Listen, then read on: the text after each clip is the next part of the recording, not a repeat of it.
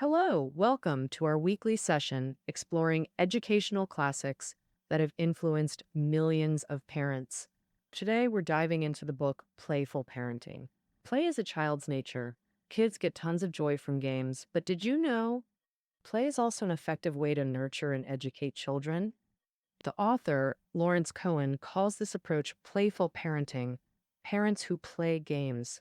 In Chinese, it's translated as game power, which you can think of as the power of play, bringing kids many unexpected benefits. For example, games can teach kids social skills, help them build close relationships, and release anxiety and fears. The author, Lawrence Cohen, is a clinical psychologist and a total pro at playing games. He even founded a play therapy studio, working as a psychologist and play therapist to help parents and kids, earning him the title of America's top play therapist. In Playful Parenting, the author shows parents how to enter their children's inner world through play, build close bonds, solve common growth issues, and inspire courage and confidence. The book got rave reviews right away, won the National Parenting Publications Gold Award, and has been translated into 14 languages, becoming a global hit. All right, let's kick off this journey of playful education together. I'll break down the book for you through two questions. First, what problems do kids face while growing up? Second, how can we tackle these issues using play? Let's tackle the first question. What problems do children run into as they grow? I'll split kids' main problems into four types, starting with rule issues. Often, even after parents set rules, kids deliberately break them, always pushing boundaries. For instance, refusing to get out of bed and get dressed in the morning, and or at the supermarket wanting to buy whatever they lay eyes on. Plus, no matter how many times parents warn them, kids still do risky stuff, like in the car, always itching to open the sunroof and stick their head out and so on. Um, the second type is aggressive behavior. When kids' needs aren't met or their rights get trampled, they often lash out with words or fists, like cussing or hitting. The third category is emotional issues. Children face different emotional challenges depending on their age.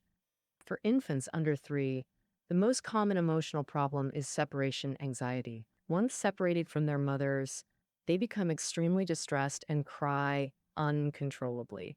After age 3, children's lives become richer, bringing increasingly complex emotions. For instance, getting angry over school conflicts, feeling sad or discouraged after teacher criticism, and so on. The book particularly highlights emotional issues in two situations. First, emotional issues in boys, since parents often unconsciously give girls more affection while expecting boys to be tougher. This leaves boys unable to release feelings of frustration and disappointment. Another situation is significant family changes, like moving house, which saddens kids losing playmates and causes anxiety about new environments, or a new sibling arriving, which can trigger jealousy and fear. The fourth category is social issues, the most common problem in group settings. For example, some children don't know how to make friends, struggling to form stable peer relationships. Or during group play, some kids face mockery and exclusion, leading to lost confidence, loneliness, and reluctance to socialize. All right, that covers the four common types of childhood problems. Let's recap. First, role-related issues. Second, aggressive behavior like hitting or cursing. Third, emotional issues. Fourth, social issues. So, how should parents address these? Typically, parents start with reasoning, then resort to scolding, punishment, or ignoring the child's needs. Little do they realize scolding damages parent-child bonds, while ignoring slams communication doors shut. Actually, play solves these beautifully. That's our second topic. How exactly to do it? I've distilled it into 3 steps. Step 1, connect with your child, the foundation and ultimate goal of all play. So, what exactly is connection? Psychologically, it's about giving children security and building stable relationships with them. The author uses a vivid metaphor. Every child has an inner cup that's empty at birth. The process of parents filling that cup with love is how connection is built. When the cup overflows with love, children feel secure enough to explore the world beyond their parents. But insufficient love leaves the cup unfilled, making children self-focused and anxious. They become clingy, withdrawn, or socially isolated. The book introduces many connection-building games. With infants, play peekaboo. Cover your face with hands, then reveal it repeatedly. This helps babies experience connection forming, breaking, and reforming. They learn parents are actively building bonds with them. Even temporary disconnections can be repaired. This foundation gives security as children grow and communicate. Similar games include red light, green light, and hide and seek. The author's favorite connection game is You Can't Escape My Grasp. He dramatically tells the child, "You'll never escape my grasp. Not even in 100 years." Start by firmly holding their hands, let them struggle free, then recapture with gradually stronger grips. Such games overflow with laughter and hugs. Kids always beg, "Again, play it again." This signals their desire for deeper connection. Ultimately, connection builds trust between parent and child. Only when children open their hearts can they communicate, engage in play, and overcome challenges. But connection isn't enough. Step 2 requires understanding the root causes behind behaviors. Why do children throw tantrums? Why do they break rules? Why do they hit others? And why avoid making friends? Most parents rarely ponder these questions. When kids act out, parents feel anger or frustration, not realizing it's their cry for help. My cup is empty. I need your attention and comfort. Is constant mischief their way of getting attention when parental time is scarce? Does hitting mean they're bullied at school and copying that behavior? Decoding these signals lets parents offer care instead of yelling when kids feel awful or forcing isolation when they're lonely. The author witnessed this after great play therapy. A boy suddenly yelled, "You jerk," as he left. He realized the boy meant, "I love playing with you. Don't go." So he proposed. "We had such fun. Want one more round of hat snatch?" The boy brightened instantly, yet repeated, "I hate you," after the game. The author soothed, "Goodbyes are hard. I'll be back next week." Hearing this promise, the boy waved goodbye happily without decoding behavior. Parents misunderstand outbursts and punish instead of connecting. After building connection and understanding, step 3 is full-on play. For every issue, the author designed specific games. Let's explore them. For the first type, kids not following rules, the author often uses role-playing games. After his daughter Emma started kindergarten, she kept wanting to stay in bed and refused to dress herself, no matter how much he nagged.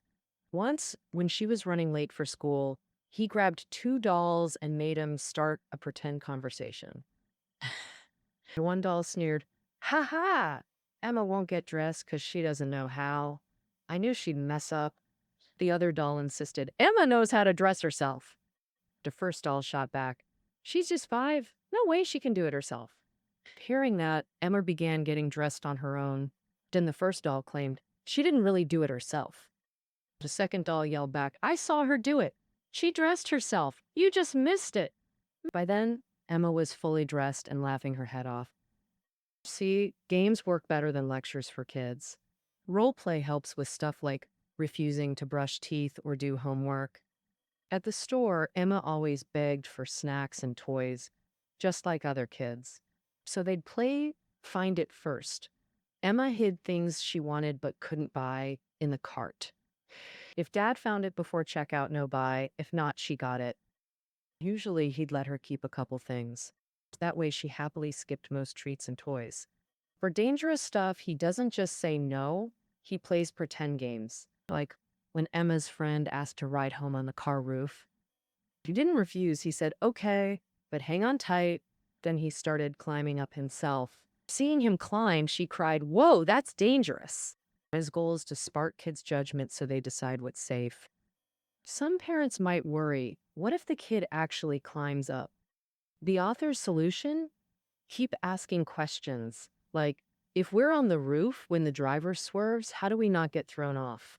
Or what would your mom say seeing us on the car roof?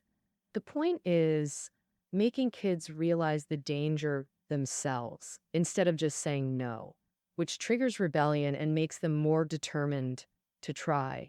For the second issue, aggressive behaviors like hitting or cursing, parents often struggle to intervene effectively.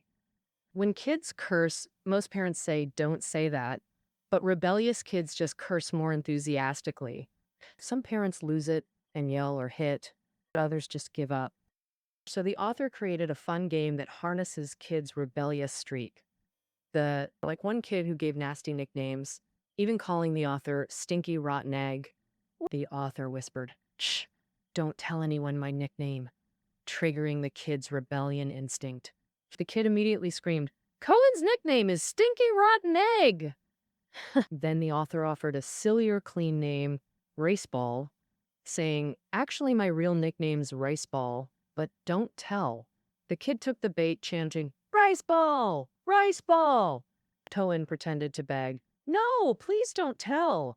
The kid, having fun, forgot all about cursing. If cursing is a weapon, punishment just ingrains its power, showing kids how effectively words can hurt. Scolding might suppress it temporarily, but kids will still use that weapon when needed. But transforming curses into silly words replaces them with laughter, far more effective than punishment. This game requires adults to first join in, respond directly to the child's cursing, then use their rebellious streak to redirect it to something funnier, shifting their attention. Besides cursing, some kids also like hitting, biting, or spitting. For these bad behaviors, the author also uses distraction techniques. For example, a little boy came to the author's house, found the water gun, and immediately started blasting away at him.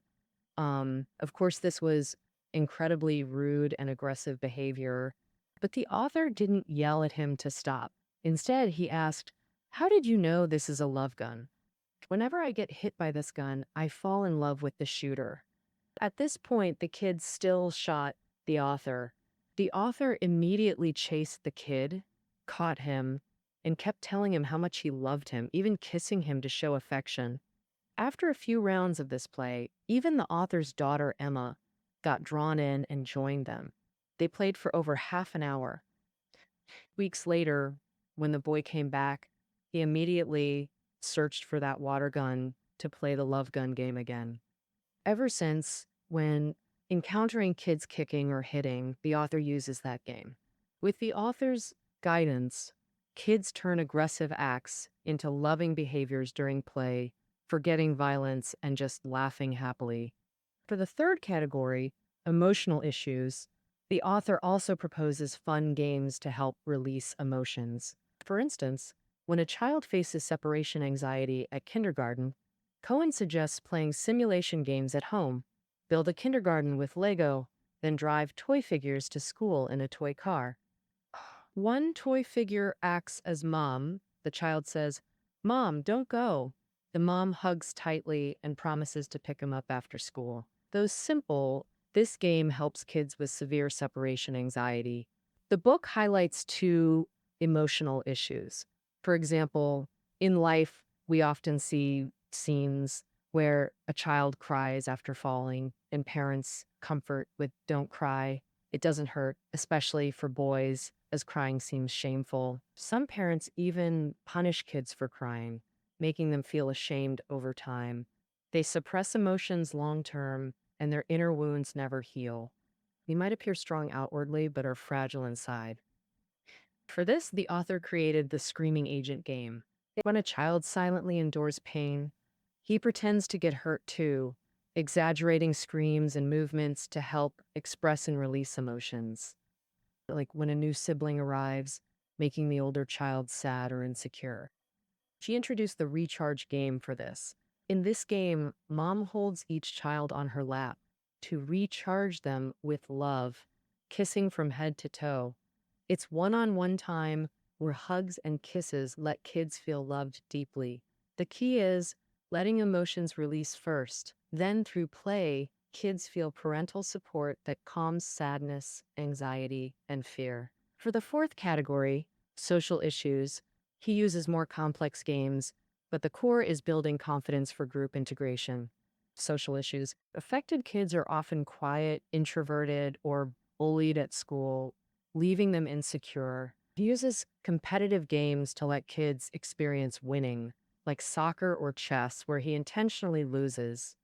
When the child wins, he plays a goofy loser, exaggerating defeat humorously to soften frustration, e.g., dramatically collapsing while yelling, "You beat me! I refuse to accept this." He also lets kids create rules and honors their requests, giving them control over the game's flow. Like during soccer, allowing them to call timeouts. He stops immediately so the child can smoothly complete their attack. This helps kids find joy in games, easing the pain of failure and increasing their wins. It helps children release emotions, rebuild confidence, and ultimately learn that winning and losing aren't that serious. Some kids can't tell friendly teasing from mean marking, like little Sally, who faced this exact problem. At school, Sally always felt unloved. When classmates joked, she took it as mockery, so she'd hit others, causing trouble that made peers avoid her. The author used pretend play to show Sally the right approach. She pretended the sofa disliked him, then started hitting and yelling at it. Seeing his silly act, Sally burst out laughing. Then he acted shocked. "I hit you, but you still don't like me? What should I do? If we become friends, you'll like me." So he kissed and hugged the sofa, then lounged comfortably, saying, "See, I knew you'd like me." Sally copied him lying on the sofa, asking, "Will you like me now?" Okay, after all these games, you might wonder, will kids actually cooperate like this? What if they suddenly lose control, dislike a game, or refuse to join? Or when conflicts arise during group play, what then?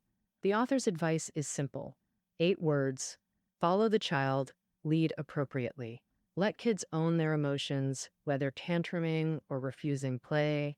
Parents should let emotions vent first, then discuss solutions. What should we do next? Even with multiple kids, let them negotiate solutions. Parents just step back and stay observant. All right, that wraps up our introduction to playful parenting. Let's recap. First, we covered 4 common childhood problems: rule issues, emotional issues, behavioral issues, and social issues. Then we introduced the 3-step solution. Step 1, parents connect with their child, filling their inner cup with love to build a stable bond. Step 2 is to decode the reasons behind a child's behavior. Are they feeling lonely, scared, or hurt? Step 3 uses play to help children release emotions, shift focus, rebuild rules, gain confidence, and truly experience joy through games. That wraps up today's insights. Find reading notes below the audio. See you tomorrow.